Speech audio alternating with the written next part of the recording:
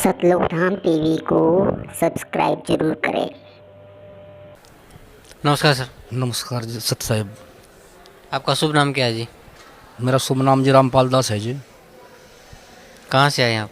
UP जिला शामली गांव वैदखेड़ी है जी। संत रामपाल जी महाराज की शरण माने से पहले आप कौन सी भक्ति करते थे? जी मैं एक ओझा था झाड़ फूंक करने वाला जिसे शाना कहते हैं जी, और झाड़ फूंक ही करता था मैं। और बचपन से ही शिव जी की भक्ति करता था। और उसके बाद मैं भगताई लाइन पकड़ी और झाड़ फूंक का काम किया मैंने। और जी झाड़ फूंक का काम करते करते मैं ऐसा उलझ गया दुखों में, मुझे रास्ता नहीं मिला, मैं क्या करूं। हाँ जी, जैसे मैं झाड़ फूंक करता था, लोगों के इलाज करता था, और लोगों के इलाज करते करते पता नहीं एक महात्मा ने मुझे एक सिद्धि बताई, साधना, अष्ट सिद्धि नौ निधि। और अष्ट सिद्धि नौ निधि की जो मैंने साधना करी वो मेरी साधना खराब होगी। और उसके बाद घर में बीमारी बहुत ज़्यादा बढ़ गई, बच्चे बीमार रहने लगे, घर वाली बीमार रहने लगे, मैं बीमार होगा। मुझे एक ऐसी परेशानी बनी, एक गोनोरिया टाइप की कोई गुप्त बीमारी थी। मैं बहुत बड़े बड़े डॉक्टर छान मारे, कहीं किसी से कोई आराम नहीं मिला। और मैं थक के बैठ गया, वो मुझे रास्ता नहीं मिला, मैं क्या करूं। सर संत रामपाल जी महाराज की शरण में कैसे आए आप? जी हमारे गांव का एक संजय दास भगत था। मैं अपनी जो मेरी घरवाली थी भक्तमती जो है, मैंने उसे भेजी उसी घरवाली के पास में, पूछो भाई जैसा आपने सत्संग ले रखा संत रामपाल जी महाराज का, वहाँ कोई साणे टाइप के भगत टाइप के आदमी भी जा गया। उसने बताया वहाँ सब तरह के आदमी जहाँ, और दो लाइलाज बीमारी है, एड्स और कैंसर, उसके भी वहाँ इलाज है। तो जी मैंने मन बना लिया। मेरी घरवाली के भी कुछ ऐसा रोग था, एक रसोली थी और कुछ 2-3 परेशानी ऐसी थी। डॉक्टर ने कह दिया भाई 20 दिन में ऑपरेशन करा लो, इसका कोई इलाज नहीं है। मेरे ऐसी परेशानी थी कि मैं दिल्ली SISD हॉस्पिटल है वहाँ भी गया, और मेरठ शामली हर जगह दिखा लिया, बात बनी नहीं। तो मैं जी इरादा बना लिया, मैं उस लड़के को कहने लगा संजय दास को, भाई मुझे वहाँ से लेकर चलो, मैं भगताई लाइन तक परेशान हूँ, मेरे पास अकेला लड़का है, मैं चाह रहा ये इस लाइन में ना हो, भगताई लाइन में मेरा तो जीवन खराब हो ही गया। वो कहने लगा भाई कल को चल। मैं कहा भाई जन्माष्टमी का टाइम आ रहा, ये जन्माष्टमी हो लेने। कहना नहीं सुबह ही चल। मेरी परचून की दुकान थी। मैं कहने लगा भाई दिलबाग नहीं बेचनी तुझे, और सिगरेट बीड़ी कोई नहीं बेचनी। मैंने सोचा भाई ये तो मैंने एक जो दुकानदार था उसके पास भिजवा दिए, उसने रख लिए, चलो भाई पैसे फेर दे देंगे। मैंने सोचा ये जो पूजा पाठ का सामान है मेरा, चिमटा था, घड़नावल थी, कितना सामान था पूजा पाठ का, इसे आने के बाद मैं सड़ाऊँगा। ऐसा ना हो मैंने भी जो शक्ति तैयार करके पूजा पाठ करके, और उधर मान लिया किसी वजह से रामपाल जी महाराज की सपोर्ट मुझे ना मिली तो ये चीज़ मुझे परेशान कर देंगे। मेरे घर में ऐसी परेशानी थी, एक जैसे माता मसाणी होती है ऐसी कोई शक्ति पूजी हुई थी। अगर उसका किसी बुध में हमने जोत ना लगाई और उसके धार ना दी उसकी दारू की या पानी की, तो घर वाली को परेशानी बनती है, लड़की को परेशानी बनती। तो मुझे सबसे बड़ा खतरा उसका था। मैं कहा पहले गुरु जी का सामने अरदास करेंगे, नाम लेने के बाद में कुछ जो मैं कर्म बताऊंगा वो कर्म करेंगे, उस कर्म करने के बाद में जब सामान सड़ाऊंगा ये। तो जी कोई बात नहीं। वो लड़का कहने लगा ऐसा कुछ नहीं है, तो सच्चे दिल से इस बात को सोचा मुझे चलना है, तुझे सपोर्ट मिल जाएगी।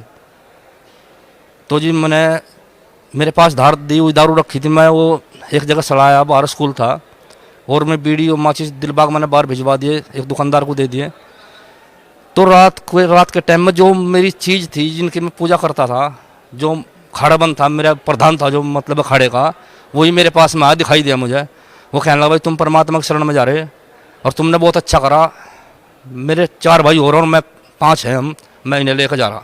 मैं मुझे जाते हुए दिखाई दिया, मैंने अपनी घरवाली को बताया आज इस करके ये चीज़ जान लग रही, ये जान लग रही, मुझे ऐसे ऐसा कह रहे हैं, कह रहे परमात्मा की शरण में जा रहे तुम तो जी मैं चले गए। जो 2 शक्ति और थी, मैं कहने लगा तू वहाँ परमात्मा की शरण में ना जाओ, भगत जी जैसे तो कहेगा वैसे हम वैसे कर देंगे। मैं कहना चलो तुमने तो बता दिया मैं परमात्मा है, मैं यही बात पूछनी चाह रहा था मैं परमात्मा है। मुझे चाहे तुम मेरे पूरे परिवार को ख़त्म कर दियो, चाहे मुझे गुरुजी नाम दे या ना दे, पर बाकी मैं भी तुम्हें पूजने का नहीं।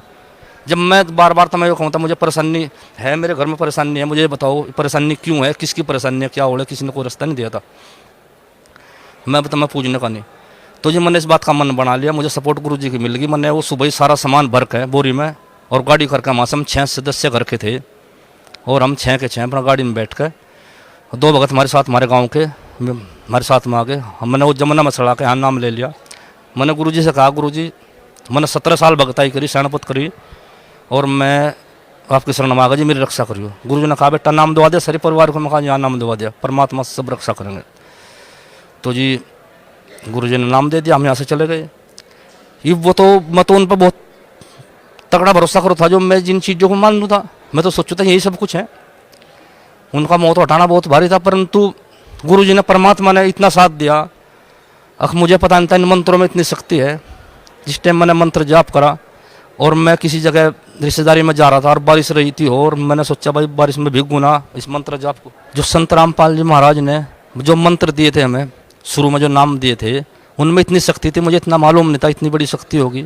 जैसा मैं किसी रिश्तेदारी में गया हुआ था और बारिश बंद नहीं होती, 4-5 दिन हो गए। मेरा भाण जागा, वो कहना मम्मा जी घर चलना है। मगर बारिश तो बंद होने रही है, कैसे भी हो। उसने मोटरसाइकिल स्टार्ट करी, मैंने मंत्र जाप करा। मुझे इस बात का भी आभास नहीं था भाई इतनी शक्ति है। जैसे मैं मंत्र पढ़ता हुआ गया जो गुरुजी ने दिए थे, आगे बारिश बंद होती चली गई, पीछे बारिश हो रही थी, शुरू का चांस था। उसके अगले दिन, तीसरे दिन, जैसा मैं बाजार में गया था, हमारी जो घरवाली है भक्तमती, उसका फ़ोन गया। मेरा मधुमक्खियों का कारोबार था। उसने फ़ोन करा कि मधुमक्खियों के लिए चीनी लेते आना 20 किलो। मेरे पास कोई थैला भी नहीं था। उस दुकानदार ने जो पन्नी में चीनी डाल ली 20 किलो, और मैं सोचा ऐसे पन्नी तो पट जाएगी रास्ते में, कैसा होगा। मैंने ऐसे ही गुरु महाराज का ध्यान लगा, संत गुरु रामपाल जी महाराज का, तो मुझे नाली में एक पन्नी पड़ी हुई दिखाई दी। मैंने सोचा है तो भीग रही होगी। मैंने पन्नी को उठाई और नीचे उसके हाथ फेर कर देखा तो पन्नी सूखी मिली। मुझे बड़ा आश्चर्य हुआ। ऐसा तो मेरी जो चीज़ जिन्हें मैं मानता था, मैं भी इतना साथ नहीं देती थी। बहुत साथ दिया मेरा इन्होंने। मेरा मन जम गया, हाँ इस मंत्र में कुछ शक्ति है, परमात्मा में, संत गुरु रामपाल जी महाराज में शक्ति है। मेरा विश्वास जमता गया। अगले दिन जैसे मैंने देखा, बैटरी के तार सुबह से हट रहे थे और लगभग 1 बजे के करीब अपने आप रमैनी चालू होगी जी। मेरे बच्चे भी इस बात को देख कर हैरान हो गए। हकीकत तो चमत्कार, हर रोज़ एक चमत्कार दिखने लगा। तो जिस बात से मेरी आस्था बढ़ती चली गई। तो जी ऐसा हुआ, एक दिन हमारे यहाँ का जो कोऑर्डिनेटर है संदीप, वो गुड़गांव में रहता है, उसने फ़ोन करा कि गुरुजी के आदेश हैं, जो आदमी अपना नाम लिखवाना चाहते हैं, गुरुजी एक वो बना रहे, जैसे कमेटी होती है भक्तों की, जहाँ भी गुरुजी पुकारेंगे आपको आना पड़ेगा, और गुरुजी का कहने जो नाम लिखवाना चाहता है लिखवा लो। तो मैंने कहा गुरुजी का आदेश है, अगर आदेश तो हो गुरुजी का नाम लिखवाना है तो लिखवाएंगे। कहना नहीं, उन्होंने कहा जो लिखवाना चाहता हो वो लिखवा दो। तो जी मैंने सोचा घर का जिम्मेदार है तू, कभी वहाँ झगड़े का मामला है, गवर्नमेंट के साथ में लड़ाई है, मेरा मन डर गया जी। मैंने सोचा किसी भी हिसाब से इससे पिछड़ छुटा लो। मगर भाई मैं कोऑर्डिनेटर को कहने लगा, भगत जी अगर गुरुजी का आदेश तो हो नाम लिखवाएंगे, अगर जो गुरुजी ये कहते हो वो मर्जी है तो फिर वो बताओ। कहना नहीं गुरुजी का आदेश नू नहीं है, नाम लिखवाओ। गुरुजी ने कहा अगर लिखवाना चाहते हो। मगर भाई हमारा तो नाम ना लिखिए तुम, मुझे तो लड़की को लेकर ट्यूशन में जाना पड़े, सवेरे छोड़ना पड़े। वो कहने लगे ठीक है भाई। उसी रात में गुरुजी का दर्शन हो गए। गुरुजी ने वो आश्रम दिखाया मुझे जिस आश्रम पर झगड़ा था।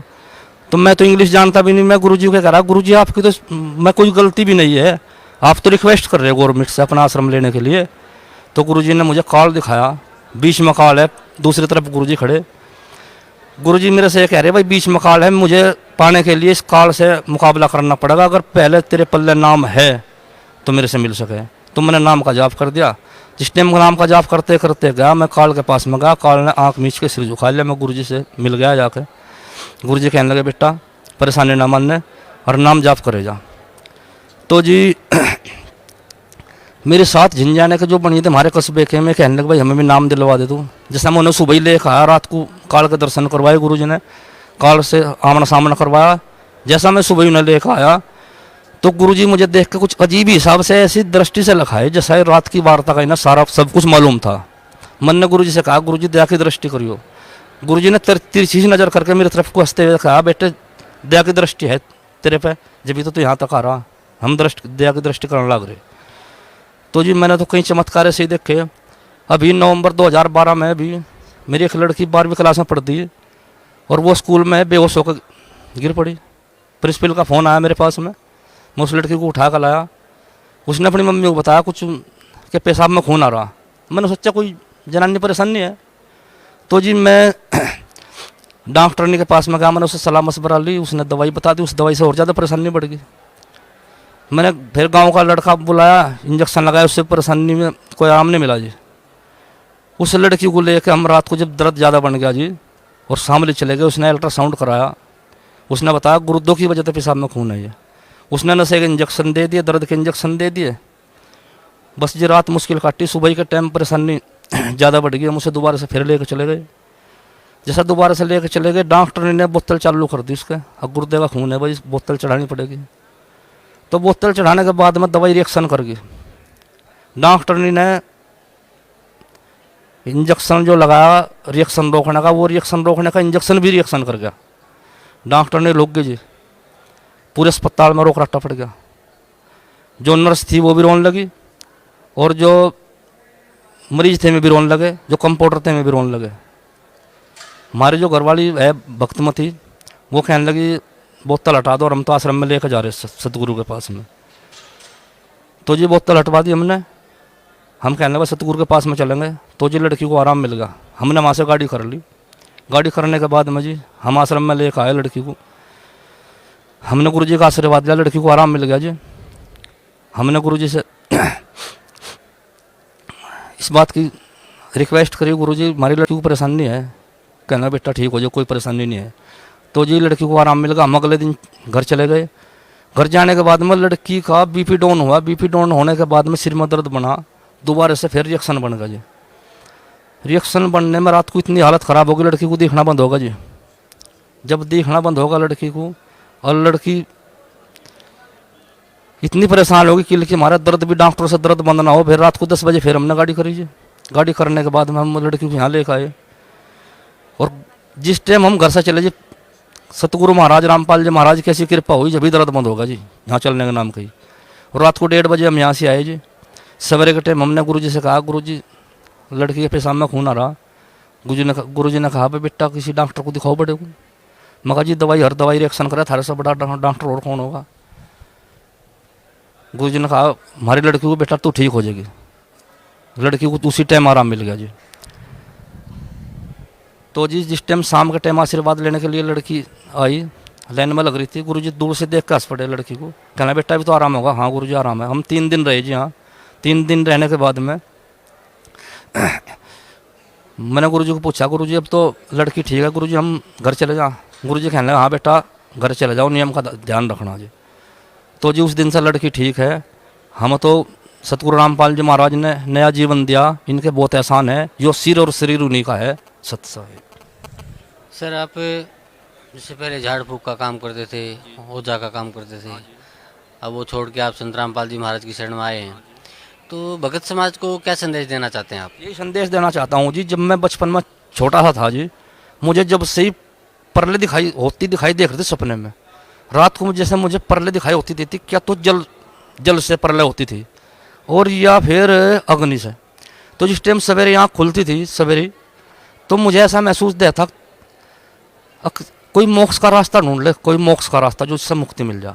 मुझे ऐसा कोई रास्ता दिखाई नहीं देता।